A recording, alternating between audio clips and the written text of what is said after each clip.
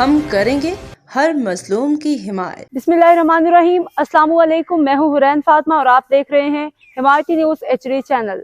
नजर डालते हैं आज की अहम खबरों पर। Himayati news city reporter comrade Nawaz Ali Himayati, Karachi.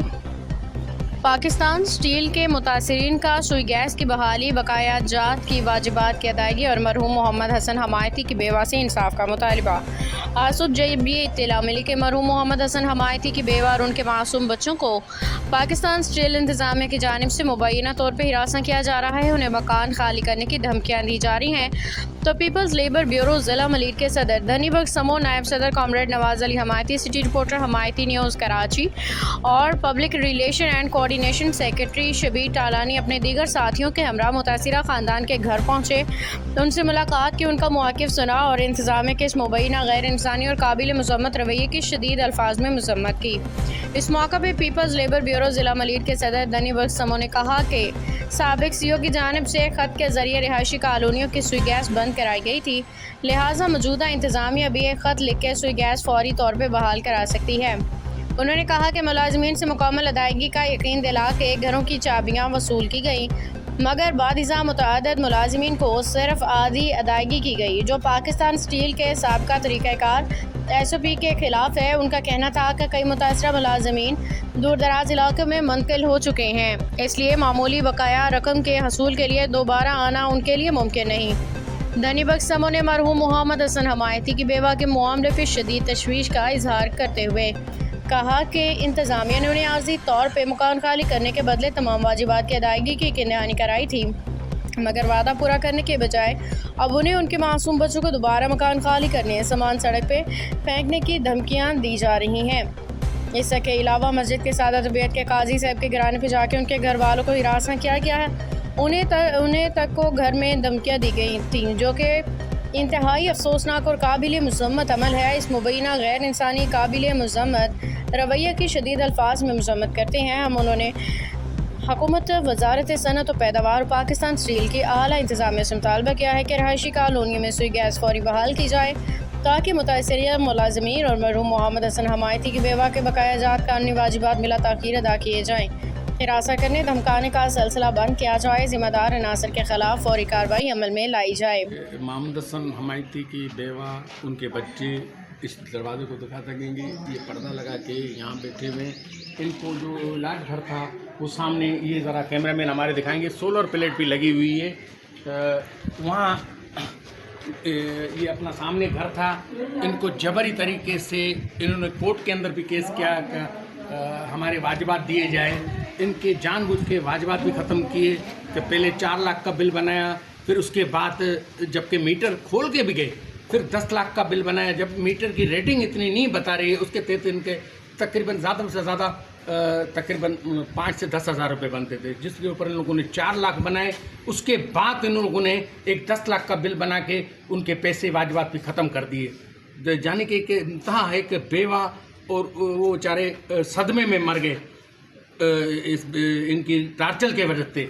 तो इसकी जिम्मेदारी भी मीटर खोल के भी गए, फिर इन लोगों ने इंतज़ामिया ने क्या करा, उस बिल को 10 लाख बनाया, जबकि इन लोगों ने कोर्ट में भी केस किया हुआ था। वो भी कुछ डॉक्यूमेंट पर्चियाँ मुझे दिखाई कोर्ट की, तो उधर 10 लाख रुपए बोला इनके पैसे जो वाजिबात थे वो ख़त्म हो गए बिल में। अफसोसनाक अमल है। आओ आज धनी समूह साहब के पूछते माजी साहब, सबसे पहले तो आपका शुक्रिया। हर दफ़ा आते हैं जो भी स्टील के मजलूमों के साथ इंतज़ार यकीनी करते हैं। आज हमें जो इत्तला मिली बेवा के घर में घुस कर उसकी वीडियो बनाई, उनकी बच्चियों की वीडियो बनाई है, उसकी हम भरपूर मज़म्मत करते हैं। और इसके साथ जैसे आपने मालूमात की है कि सरासर इंसानी हमदर्दी बुनियाद के बरखिलाफ, यानी मैं समझता हूँ कि घटिया अमल है। श्योरिटी में जो है ना वो एक जो बेवा जिन्होंने श्योरिटी दी थी वो तो अल्लाह को प्यारे हो गए। अस्सलाम वालेकुम।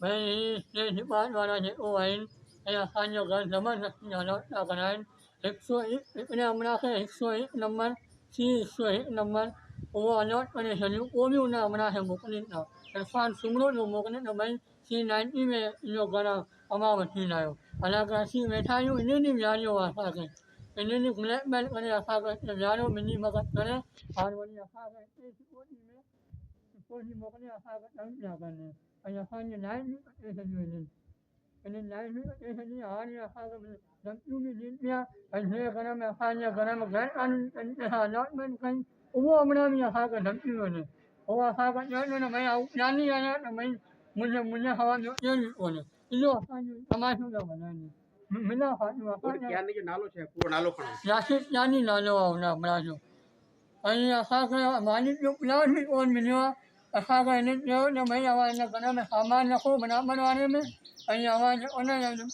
नऊ पियो इनो आवाज ऊपर वापस तो मैं आया, मुझे पैगाम मिला कि जी आपको कह के गए एक दिन के अंदर अंदर मकान खाली कर दिया जाए वरना आपका सामान बाहर फेंक दिया जाएगा। मैं एक इज़्ज़तदार हूँ, लिहाजा मेरी वो दरख्वास्त है चेयरमैन साहब से कि हमें ये जलील ना किया जाए। मैं ये गुजारिश करता हूँ चेयरमैन साहब से हमारे दुख पर, हमारे ज़ख्मों पर मरहम रखा जाए। ये नहीं कि कोई बेवा है, कोई तंगदस्ता है या मज़दूर है, उसका बकाया जात भी ना दें और धमकियाँ भी दें। मेरी गुजारिश है तो मेरा इस दुख को समझा जाए। मैं परजोर अपील करता हूँ, लिहाजा हमारी इस मुश्किल गात को आसान किया जाए और हमारी परेशानियों को दूर फरमाया जाए। बहुत बहुत शुक्रिया। बहुत बहुत मेहरबानी। ये बुज़ुर्ग थे जो गुस्ल कराते थे, जो यहाँ की कैसी इटिल टाउन की कॉलोनी में कोई किसी का इंतकाल होता था, बहुत खिदमत है इस बुज़ुर्ग के। ये रो पड़ा, देखो इतना बड़ा ज़िल्म है, इसकी इनकी आँखों से डरो, ये अल्लाह के पास जाएगी। पहले जो है हम लोग जो है CAT7 में रहते थे। पहले जो है ना हम लोग जो है CAT7 में रहते थे। उसके बाद जो है मेरी बगल से जो है इन्होंने जो है हमारा बैक गेटों में जो है घर खाली करवाया और उसके बाद जो है हमें कहा कि आप जो है कुछ टाइम के लिए इस घर में रहें। उसके बाद ये इन्होंने तो किसी और को अलाट कर दिया और हमारा बिजली का बिल भी जो है ओवर बिलिंग करके इन्होंने 4 लाख कर दिया। और उसके बाद जो है इन्होंने हमें ना 1-1 लाख के हर महीने बिल भेजे जो इन्होंने 10 लाख कर दिया। और इन्होंने कहा कि हम ना इनका एक मेमोरेंडम आया था उसके तहत जो है आपका जो है बिलिंग कम करेंगे, वो भी नहीं की इन्होंने। और ये इन्होंने बैक डेटों में खाली किया।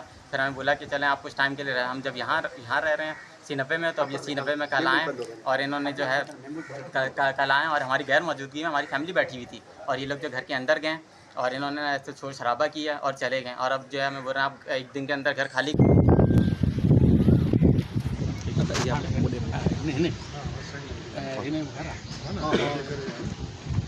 एक और दोस्त हमारे खड़े हुए बुजुर्ग हमारे भाई, इनको भी कुछ धमकियाँ मिली है, आज इनसे भी ज़रा मौक़िफ़ जानते हैं। अस्सलामु अलैकुम वरहमतुल्लाहि वबरकातुहू। जनाब आला, मेरा नाम कारी खलील अहमद है। मेरी खिदमत काफ़ी सारे दोस्त हमारी जानते हैं। मेरी दरख्वास्त है कि मैं एक मजहबी हवाले से गुस्साल यानी कि मैयत को गुस्ल देने वाले मेरी खिदमत थी और 20-25 साल मैं यहाँ खिदमत की। हमारे मजबूरी के साथ मैंने NDC करवाई। मैंने पैसे ज़रूरत थे, घर का ज़ाहिर है कि तनख्वाह बंद होगी। 5 साल के बाद मुझे पैसे मिले, वो भी आधे। मैंने इनको चाबी नहीं दी, अपना निकाला गया।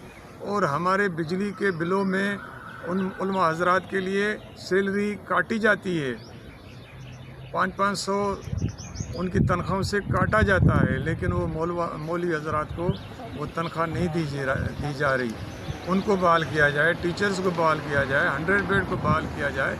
आप बजाय रिलीफ देने के, अब जो लोग मजलूम हैं, बजाय उनके मसले हल करने के और एक नाम नहाद टीम बना के लोगों को घरों पे हिरासत कर रहे हैं, इससे लॉ एंड ऑर्डर की सिचुएशन पैदा होगी। फिर इसकी ज़िम्मेदार मैनेजमेंट पाकिस्तान स्टील होगी, न कि एम्प्लॉई होंगे।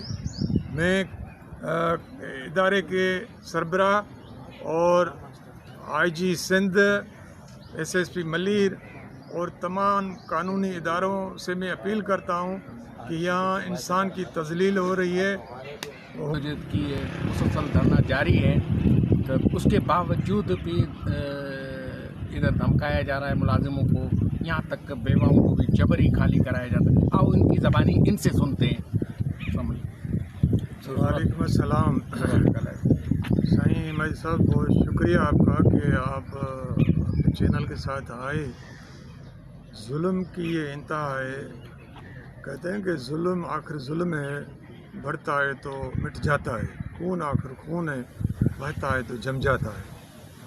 यहाँ पे मैं समझता हूँ कि एक मिनी करबला का माहौल बनाया गया माजी में और अभी तक चल रहा है। जुल्म की इंतहा ये है कि माजी में लोगों को बेरोज़गार किया गया और उनको उसमें जिनको ड्यूज़ नहीं मिले वो टेंशन में हमारे बहुत सारे एम्प्लॉई अल्लाह को प्यारे हो गए, तो उनकी बेवा यहाँ रह रहेंगी। उन बेवाओं के साथ जो सलूक किया जा रहा है जो कि इंसानी अखलाकियात के ख़िलाफ़ वर्जी है और पाकिस्तान के फंडामेंटल राइट्स आइन के आर्टिकल नंबर 9 के तहत। ये आप किससे अभी रिक्वेस्टमेंट करना चाहती है? वज़ीर आज़म पाकिस्तान शहबाज शरीफ से?